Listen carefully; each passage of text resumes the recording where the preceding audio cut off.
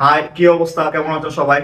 আপনারা দ্বন্দ্ব সমাস নির্ণয় করতে গেলে দ্বন্দ্ব সমাসের সংজ্ঞা মুখস্থ করে ফেলেন। সংজ্ঞা দিয়ে কি সবকিছু নির্ণয় করা যায় জীবনে? বলেন। সংজ্ঞা দিয়ে কি সব বাংলা ব্যাকরণ সব সময় কভার করা সম্ভব হয়?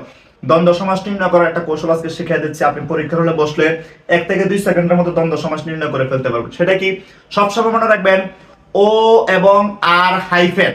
আমি আবারও বলি, ও এবং আর হাইফেন, এই 4টা জিনিস যদি কোনো সমাসের মধ্যে পান বাংলায়, আজীবন সেটা দ্বন্দ্ব সমাস হবে।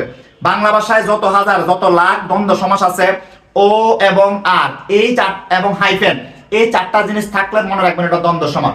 ধরেন দেয়া আছে মা ও বাবা, তাহলে সামনে মাঝখানে একটা ও আছে, সেটা দ্বন্দ্ব সমাস। যদি দেয়া থাকে মা আর বাবা, এটা আর আছে, সেটাও দ্বন্দ্ব সমাস।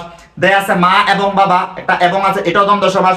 অথবা যদি দেয়া থাকে মা হাইফেন বাবা, সেটাও দ্বন্দ্ব সমাস। এখন থেকে প্রিয় ভাই বোন, আর জীবনে দ্বন্দ্ব সমাস আর কোনোদিন ভুল করবেন না।